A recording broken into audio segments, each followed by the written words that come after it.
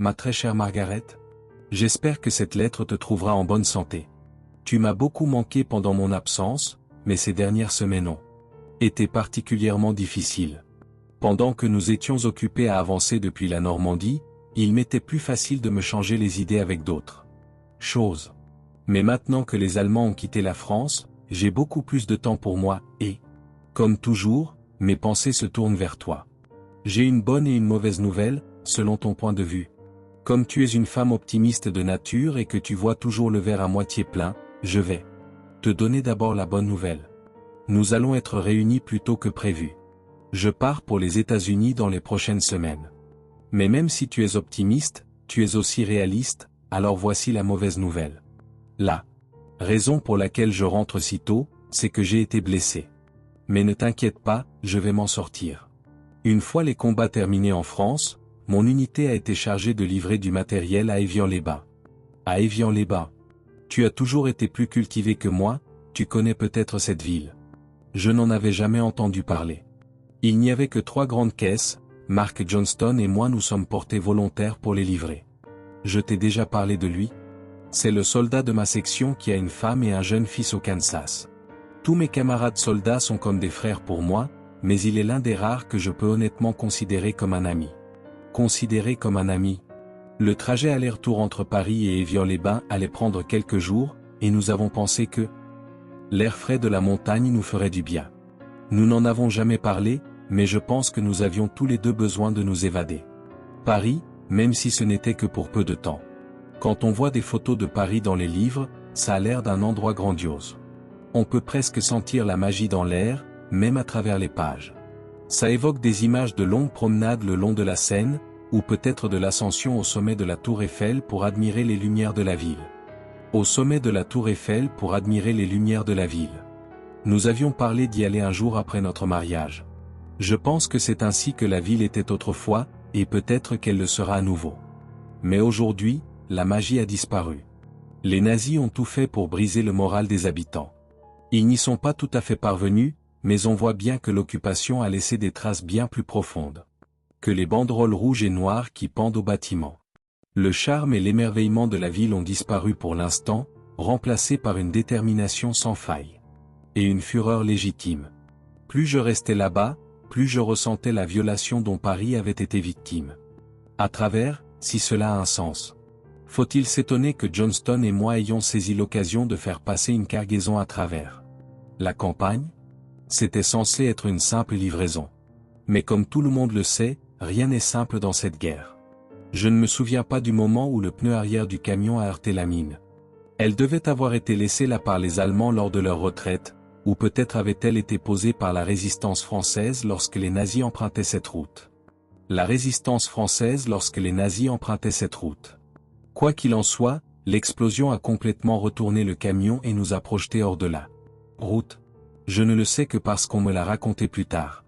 Je me souviens être assis sur le siège passager pendant que Johnston conduisait et feuilletait distraitement une bande dessinée Captain America. Marvel que j'avais échangée contre une petite bouteille de whisky à moitié vide.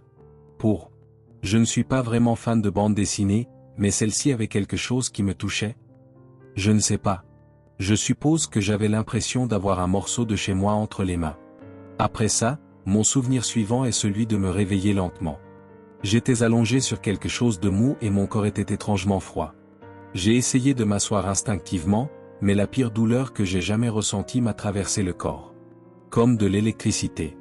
C'était comme si quelqu'un appuyait fortement sur moi tout en essayant de me brûler. J'ai secoué la tête pour essayer de m'éclaircir les idées. Je n'avais même pas encore ouvert les yeux, mais j'avais déjà la tête qui tournait. J'ai senti une main sur mon épaule et j'ai entendu une voix féminine, polie mais ferme, qui me disait de me calmer. De me calmer? Lorsque j'ai réussi à ouvrir les yeux et à plisser les paupières face à la lumière vive, elle m'a expliqué que j'avais été victime d'une explosion dans une mine et que tout allait bien se passer. Après quelques minutes, ma vision redevint normale et je pus lever les yeux vers la personne qui me parlait. Elle était vêtue d'une blouse blanche d'infirmière, avec des boucles rousses qui dépassaient dessous. Sa coiffe, et des taches de rousseur parsemaient son nez. Me souriant gentiment, elle se présenta sous le nom de Ruth.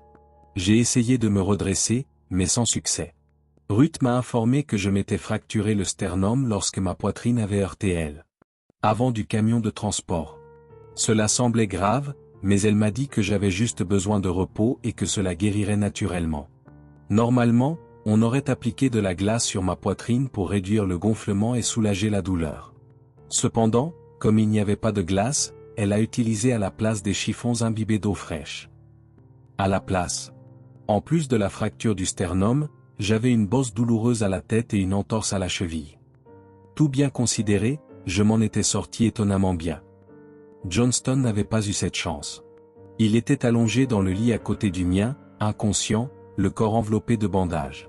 De temps en temps, je l'entendais halter. Ses halètements étaient humides, comme s'ils étaient remplis d'eau. L'infirmière m'a dit qu'ils espéraient qu'il se remettrait bientôt, mais je pouvais entendre dans sa voix qu'elle n'était pas très optimiste. Dans sa voix, je pouvais entendre qu'elle n'était pas très optimiste. Au cours des heures qui ont suivi, Ruth est restée assise à me parler. En fait, c'est elle qui a surtout parlé. Même prononcer quelques mots me faisait mal à la poitrine, alors je restais assis là à écouter. Elle m'a dit que nous étions dans un vieux château connu des habitants sous le nom de château des Espiries. Il avait appartenu à un riche propriétaire terrien excentrique qui était mort au début de la guerre. Il n'avait ni enfant ni famille, alors le manoir a été transformé en hôpital temporaire. Hôpital. La plupart des médecins et des infirmières étaient français, mais Ruth était une volontaire de la Croix-Rouge. Elle avait été envoyée pour aider, car l'hôpital manquait cruellement de personnel. Elle finit par me quitter pour s'occuper d'autres patients. Alors que je fixais le plafond, une pensée fugace me traversa l'esprit. Malgré mon état, je me surpris à sourire. Je me surpris à sourire. C'était un sourire un peu tordu. Tu imagines, Margaret? J'étais là, à me détendre dans un château chic dans les Alpes françaises, et je ne pouvais même pas sortir du lit pour en profiter. Sortir du lit pour en profiter. Je dois avouer que j'essayais de ne pas regarder Johnston. Chaque fois que je jetais un coup d'œil dans sa direction, je ressentais un pincement de culpabilité. J'avais survécu à l'explosion et j'allais bientôt être sur pied. Pendant ce temps, il luttait pour sa vie. Ce n'était pas juste. Même si je ne le regardais pas, je pouvais encore l'entendre halter et prendre ses souffles humides. Le soir est arrivé et Ruth est revenue m'aider à manger mon dîner. Ce n'était pas un repas très copieux, juste du bouillon et de petits morceaux de pommes de terre, mais j'avais tellement faim que j'avais l'impression de me régaler. Quand j'ai eu fini, elle a changé les chiffons pour des chiffons propres et a mis les chiffons sales dans un petit seau. Avez-vous déjà vécu un moment où vous avez l'impression que l'air même de la pièce a changé, Margaret? C'est ce qui m'est arrivé une fois que Ruth a eu terminé ses tâches. Son attitude est passée de chaleureuse et amicale à beaucoup plus sérieuse. Le sourire avait disparu de son visage et ses yeux étaient incertains. Ce qui n'était pas incertain, c'était ses instructions fermes, même si j'étais capable de me lever. Je ne devais pas quitter la pièce pendant la nuit. Je lui ai bien sûr demandé pourquoi, mais elle s'est contentée de secouer la tête et de se retourner pour partir. Ignorant la douleur, j'ai attrapé son poignet et lui ai demandé une nouvelle fois. Elle a hésité avant de retirer doucement sa main de mon étreinte faible. Monsieur Gangly est dans les couloirs, m'a-t-elle dit doucement en français avant de partir. Elle a fermé fermement les deux grandes portes derrière elle. Monsieur Gangly se promène dans les couloirs. Je restais longtemps à la regarder s'éloigner. Dire que j'étais confus serait un euphémisme. J'étais presque sûr d'avoir bien compris, mais, comme vous le savez, je n'ai jamais été doué pour les langues. Il ne fut pas difficile de me convaincre que mon mauvais français n'était tout simplement pas à la hauteur. Pour traduire correctement ces paroles. Une fois cette idée bien ancrée dans mon esprit, je m'endormis rapidement. Ma main se mit à trembler si fort que j'eus besoin de quelques secondes pour la stabiliser. Nous nous connaissons depuis l'enfance. Nous sommes allés à l'école ensemble. Tu me connais mieux que quiconque, et j'ai encore peur de ce que tu vas penser. Quand je vais te raconter ce qui s'est passé ensuite. Tu vas croire que j'ai perdu la tête. Je ne vois pas comment quelqu'un pourrait penser autrement. Je te jure, Margaret, je ne suis pas folle, et ce que je vais te dire est la vérité. La vérité, devant Dieu. J'ai besoin que tu me croies. Personne d'autre ne le fera, mais tu es la seule personne qui doit le faire. Je t'en prie. Je ne sais pas à quelle heure je me suis réveillé. La pièce était sombre et silencieuse. J'ai tout de suite su que quelque chose n'allait pas. J'avais la même sensation dans le ventre que pendant les accalmies au combat. La guerre. Parfois, les armes se taisaient et un silence inquiétant s'installait. Au lieu d'être heureux de ce répit, vous commencez à vous sentir mal au ventre parce que vous savez que quelque chose de pire est sur le point d'arriver. Vous savez que quelque chose de pire que ce que vous venez de vivre est sur le point de se produire. C'était exactement la même sensation que j'avais lorsque j'étais allongé dans le noir. Quelque chose allait se passer. J'en étais tellement sûr que je me suis forcé à me redresser sur mes coudes, ignorant la douleur. J'ai essayé de regarder autour de moi. Je n'ai pas pu rester dans cette position plus de quelques secondes avant de m'effondrer à nouveau. Sur le lit. Moins d'une seconde après, j'ai entendu un léger clic lorsque les portes de la chambre commençaient à s'ouvrir. J'ai tendu le cou autant que possible et j'ai tourné mon regard vers le bruit. Il y avait juste assez de lumière qui entrait par les fenêtres pour que je puisse voir une silhouette entrer dans la pièce. Il y avait juste assez de lumière pour que je puisse voir la silhouette entrer dans la pièce, mais pas assez pour que je puisse distinguer beaucoup de détails. Elle mesurait bien plus de 2,50 m et devait se baisser pour passer la porte. La pièce. Elle portait une robe noire fluide qui couvrait la plupart de ses traits. Alors qu'elle s'avançait, elle restait voûtée. Elle se déplaçait d'une démarche étrange, se balançant légèrement d'avant en arrière. Même si c'était la plus grande créature que j'avais jamais vue, elle ne faisait pratiquement aucun bruit. Elle traversa le plancher en bois en direction des lits, comme si elle ne pesait presque rien. Je sus immédiatement que ce géant n'était pas humain. Je sais ce que ça peut avoir l'air, Margaret. C'est pourquoi j'ai peur que tu penses que je suis devenu fou. La guerre. Mais si tu m'aimes autant que tu le dis, j'ai besoin que tu me croies. J'ai besoin que tu prennes mes paroles au pied de la lettre et que tu mettes ton scepticisme de côté jusqu'à ce que tu aies entendu la fin de mon histoire. En raison de sa taille, la créature n'a eu besoin que de quelques pas pour atteindre le pied du lit de Johnston. Du lit de Johnston. Elle a commencé à se pencher sur lui au moment où je fermais les yeux aussi fort que possible. Au moment où j'écris ces lignes, je sens la honte monter en moi. Cette chose allait faire Dieu sait quoi à un homme qui m'était plus proche que ma propre famille. J'étais là, les yeux fermés comme un enfant effrayé qui essaie de se cacher, tandis que cette chose allait faire Dieu sait quoi à un homme qui m'était plus proche que ma propre famille. Du nombre sur le mur de sa chambre. Quel genre d'ami, quel genre d'homme suis-je donc? Je suis resté immobile pendant ce qui m'a semblé être des heures, mais je n'entendais rien d'autre que le silence. La curiosité commençait à l'emporter sur la peur. J'ai lentement ouvert les yeux. La créature était toujours penchée sur Johnston, mais elle était complètement immobile. Ses bras étaient tendus vers son visage. Les manches de sa robe étaient suffisamment retroussées pour révéler ses membres. Dans la faible lumière de la lune, il semblait presque blanc, si blanc qu'il ressemblait à une seule goutte d'eau. Jamais de sang n'avait coulé dans leurs veines. Ils étaient également extrêmement fins. Non, ce n'est pas le mot juste. Ils semblaient émaciés. Leurs mains étaient attachées à leurs bras selon un angle légèrement étrange. J'ai déjà vu quelque chose de similaire lorsqu'un soldat s'était luxé la main. Poignet lors d'une mauvaise chute. Ses doigts étaient longs et osseux, et ils s'étendaient vers le visage de Johnston. La capuche de la robe était relevée sur sa tête, sous l'angle où je voyais la créature, son visage était complètement caché. De son visage, toute sa tête était complètement cachée. C'était difficile à dire dans l'obscurité, mais j'avais l'impression que la tête était trop grande pour le corps. Pour le corps. Sa largeur était disproportionnée par rapport à ses bras et ses jambes. Tout chez cette créature était anormal, et je ressentais un sentiment de dégoût en la regardant. Johnston toussa une fois. La créature recula légèrement, mais comme elle ne faisait aucun bruit, elle s'approcha à nouveau. Une fois de plus. Elle tendit un doigt et le toucha légèrement sur le front. Il émit un léger bruit étouffé, mais resta inconscient. Le doigt descendit le long de son visage, suivant le contour de son nez, de ses lèvres et de son menton. Il s'arrêta lorsque son extrémité toucha le cou de Johnston.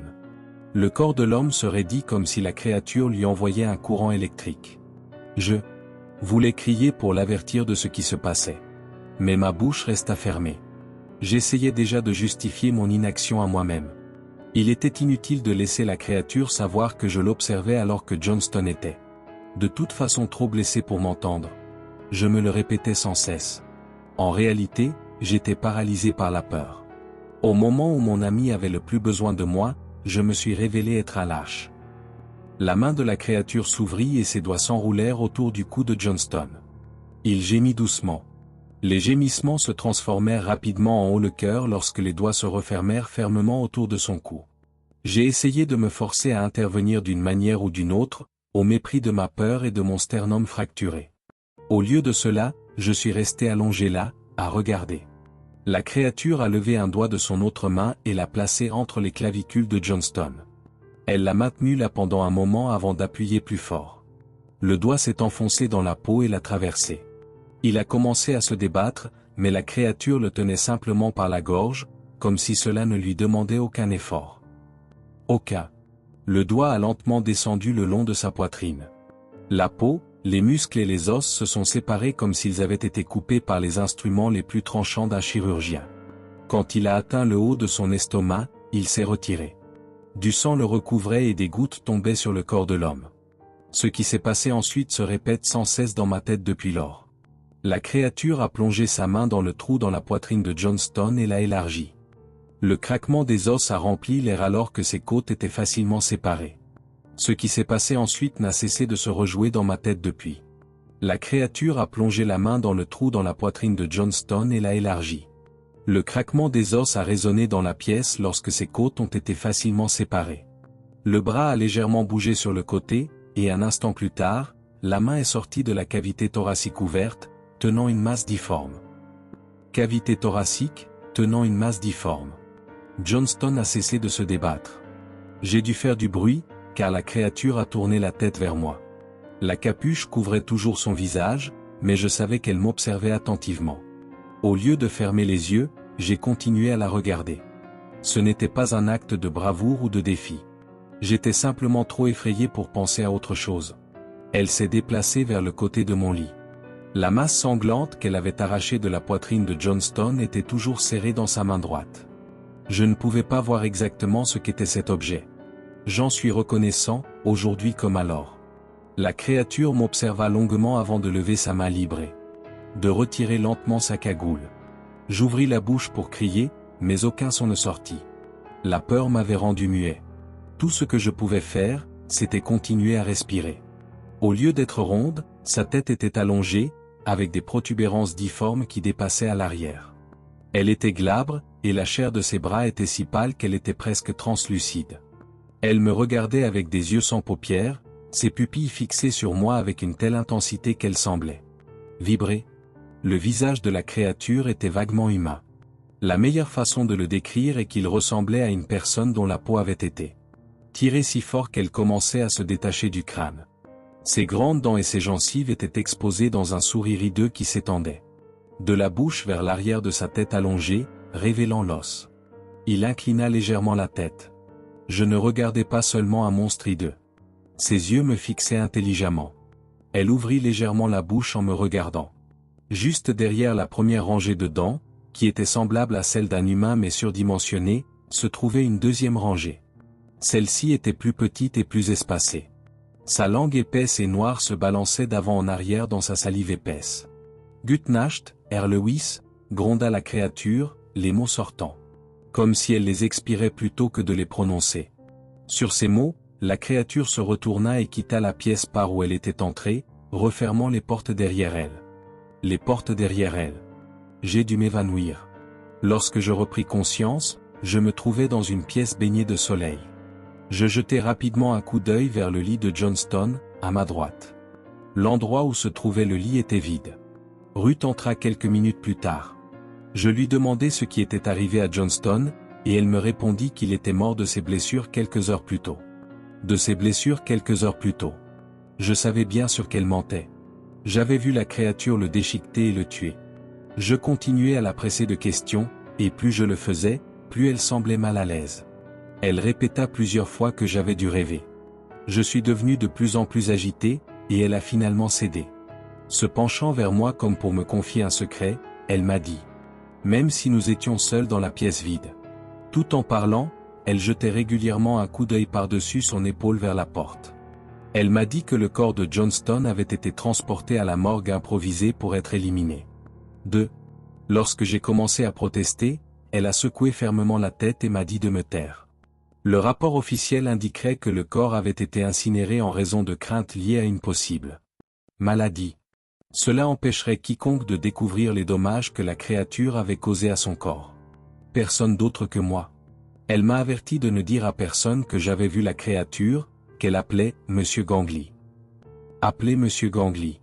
Tous ceux qui, en dehors du personnel hospitalier, avaient tenté de raconter ce qu'ils avaient vu avaient. Tous étaient morts dans des circonstances mystérieuses. Je devais garder le silence pour ma propre sécurité. Au début, j'ai refusé, mais son regard m'a fait changer d'avis. J'avais l'impression qu'elle veillait aussi à sa propre sécurité. Je commençais à comprendre que sa position actuelle au château n'était pas entièrement volontaire. J'essayais encore de comprendre tout ce que j'avais vu et tout ce qu'elle me racontait. Je l'interrogeais sur Monsieur Gangly. Que était-ce que c'était? Depuis combien de temps était-il au château? Pourquoi avait-il tué Johnston? Les questions jaillissaient de ma bouche comme si elles ne devaient jamais s'arrêter. Ruth n'avait pas de réponse concrète. Tous les médecins et infirmières de l'hôpital semblaient avoir une théorie différente. Certains disaient que M. Gangly était le résultat d'une expérience menée par des scientifiques allemands pendant l'occupation. D'autres disaient qu'il était un scientifique allemand qui s'était infligé des mutilations. Pour une raison inconnue et qui continuait à mener des expériences sur des patients sous cette nouvelle forme grotesque. Un médecin lui avait dit qu'il croyait qu'il s'agissait d'un démon invoqué par les occultistes nazis. Occultistes. J'ai réfléchi à tout cela. Monsieur Gangly m'avait parlé en allemand. Hésitante, et pas sûre de vouloir vraiment connaître la réponse, je lui ai demandé comment il connaissait mon nom. Mon nom. Ruth a eu l'air surprise et m'a regardé avec curiosité. Alors qu'elle ouvrait la bouche pour parler, les portes se sont ouvertes et 2 soldats sont entrés dans la pièce. Ils m'ont dit que j'allais être transféré immédiatement dans un hôpital à Paris. Et c'est de là que je t'écris maintenant, Margaret. Je suis assis à une petite table dans une chambre individuelle dans l'un des nombreux établissements médicaux de Paris. Il fait nuit depuis un moment, mais j'entends encore des gens parler et rire dehors. Leur voix remonte de la rue par ma fenêtre ouverte. Sur le plan médical, je vais beaucoup mieux. Mon sternum fracturé est presque complètement guéri et je ne ressens qu'un léger inconfort lorsque je bouge. Lorsque je bouge. Mentalement, je ne sais pas vraiment comment je vais. J'ai du mal à dormir la nuit et pendant la journée, j'ai l'impression de marcher dans un rêve. Parfois, je pense à la façon dont j'ai laissé tomber Johnston, et je ressens un mélange de remords et de colère. D'autres fois, je me rends compte que je n'ai pas pensé à lui depuis un certain temps, et pour une raison quelconque, cela me rend encore plus furieux. Parfois, je me demande si je devrais écrire à la femme de Johnston et lui raconter ce qui est vraiment arrivé à son mari. À chaque fois, je décide de ne pas le faire. Même si je trouvais les mots pour décrire M. Gangly et ce qu'il a fait à. Comment la vérité pourrait-elle la réconforter? Je dois partir pour les États-Unis dans 2 semaines. Mais alors que j'arrive à la fin de cette lettre, je réalise que je ne peux pas encore rentrer à la maison, auprès de toi. Même si tu trouvais la force de pardonner ma lâcheté, je ne pourrai jamais me pardonner. Mon Dieu, aidez-moi, je dois retourner au château des Espéries, où M. Gangly hante les couloirs. Je t'aime, Margaret, et je suis désolé. À toi pour toujours. Caporal Peter Lewis, Armée des États-Unis. 14 octobre 1944.